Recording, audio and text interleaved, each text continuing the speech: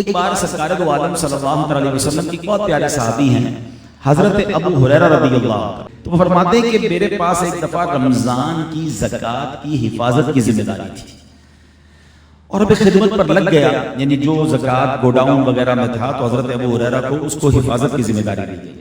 آپ نے دیکھا کہ رات ہوئی تو ایک بندہ آیا اور وہ بیت المال کے اناج میں سے اپنا حصہ، کوئی برتن وغیرہ کوئی بورا وغیرہ بھرنے لگا۔ آپ کہتے ہیں میں نے اس کو ریڈ ہینڈ پکڑ لیا، میں نے کہا یہ تم کیا کر رہے ہو، چوری کر رہے ہو؟ کہتا حضرت معاف کر دیں، بہت بھوکا ہوں، بچے ہیں وہ بھی بھوکے ہیں، بڑی پریشانی میں ہوں، مجھے معاف کر دیں، آئندہ نہیں کروں گا۔ حضرت ابو ہریرہ رضی اللہ عنہ کہتے ہیں کہ میں نے جب دیکھا تو بڑا مجبور ہے، میں نے اس کو گرفتار نہیں کیا، اسے چھوڑ دیا۔ صبح دربار رسالہ علیہ السلام میں حاضر ہوا۔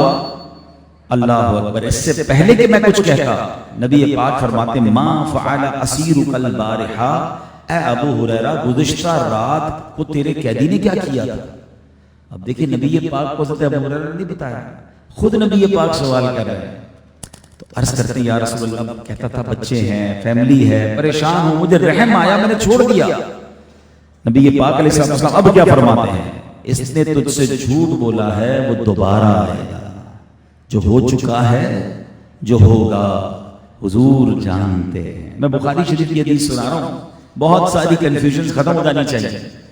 اچھا اب سیدنا ابو ہریرہ کہتے ہیں جب نبی پاک نے فرما دیا تو میرے لیے تو یہ پتھر کی لکیر ہے نا۔ آپ کو کہتے ہیں میں بالکل انتظار میں بیٹھا ہوں، بالکل پریپیئر ہوں کہ آج اس نے پھر آنا، پھر آیا، پھر پکڑ لیا میں نے تمہیں کل کہا تھا مت کرو ایسا، تم نے اتنی معافی مانگی، اتنا روئے، اتنی تم نے ریکویسٹ کی، کہتے حضور بس اب کی بات چھوڑ دیں، میں پریشان ہو جاتا ہوں، بچے بھوکے ہوتے ہیں، ٹینشن ہوتی ہے، میں آ جاتا ہوں اور جناب چوری کرنے لگ جاتا ہوں، اناج لینے آتا ہوں۔ حضرت ابو ہریرہ نے پھر ترس کیا، پھر چھوڑ دیا۔ صبح ہوئی تو نبی پاک علیہ السلام نے فرمایا اے ابو ہریرہ اس نے تیرے سے جھوٹ بولا ہے، وہ پھر آئے گا۔ کہتے ہیں اب میں نے نہیں چھوڑا، 2 بار میرے ساتھ جھوٹ بول کر گیا کہ اب پھر آئے گا۔ وہ کہتے ہیں میں پھر ریڈی رہا، اب تیسری رات آیا تو میں نے اسے پکڑ لیا کہ اب میں تجھے نہیں چھوڑوں، بہت ہو گیا، اور مجھے نبی پاک علیہ السلام نے بتا دیا کہ تو جھوٹ بولتا ہے۔ تو اب وہ کہتا ہے کہ مجھے چھوڑ دو، میں چند ایسے کلمات تمہیں سکھا دیتا ہوں جن سے تمہیں بڑا فائدہ ہوگا، اللہ تعالیٰ تمہیں بڑا فائدہ پہنچائے گا۔ میں نے پوچھا کلمات بتاؤ؟ وہ کہتا ہے سونے سے پہلے جب بستر پر جانے لگو تو سونے سے پہلے آیت الکرسی پڑھ لیا کرو، اس کی وجہ سے صبح تک اللہ کی طرف سے تم پر ایک نگران مقرر رہے گا اور شیطان تمہارے قریب بھی نہیں بھٹکنے پائے گا۔ وہ کہتے ہیں میں نے چھوڑ دیا۔ اب نبی پاک علیہ السلام کی بارگاہ میں حاضر ہوئے نا تو پیارے آقا نے فرمایا بتاؤ کلمات کون سے ہیں؟ وہ کہتے ہیں حضور اس نے بتایا کہ جب بستر پر سونے کے لیے جاؤ تو آیت الکرسی پڑھ لیا کرو، تو شیطان جو ہے وہ تم پر حاوی نہیں ہو سکے گا، بلکہ فرشتہ جو ہے تم پر ایک نگران ہو جائے گا، شیطان قریب بھی نہیں بھٹک سکے گا۔ تو نبی پاک نے فرمایا اے ابو ہریرہ بات تو اس نے سچ کہی ہے، مگر فی نفس ہی وہ ہے بڑا جھوٹا۔ کیا تجھے معلوم ہے کہ وہ 3 راتوں سے تمہارے پاس آنے والا شخص کون تھا؟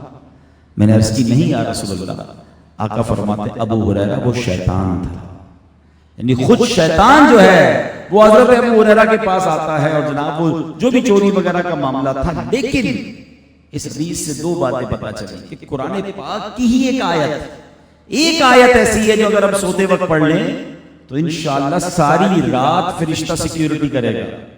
لوگ کہتے ہیں میرے گھر کے باہر گارڈ کھڑے ہیں، میں نے الارم سسٹم لگایا ہوا ہے، مجھے بتاؤ نا جس کے بستر کے ساتھ فرشتہ ساری رات کھڑا ہو جائے اس پر کتنی برکتوں کا نزول ہوگا، شیطانی خیالات اور جناب شیطان کی طرف سے جو حملے ہیں وہ اس سے بھی محفوظ رہے گا۔ تو ایک بات تو یہ سیکھنے کو ملی، اور دوسری بات کیا سیکھنے کو ملی ہمیں کہ ہمیں یہ بھی پتا چلا کہ میرے آقا کے علم غیب کا عالم کیا ہے۔ نبی پاک یہ بھی جانتے ہیں کہ کل وہ پھر آئے گا، وہ جھوٹ بول رہا ہے، اور میرے آقا یہ بھی جانتے ہیں کہ وہ کون ہے جو ایسی باتیں کر رہا ہے۔ تو سبحان اللہ ہمیں یہاں پر یہ بھی مسئلہ سیکھنے کو ملا۔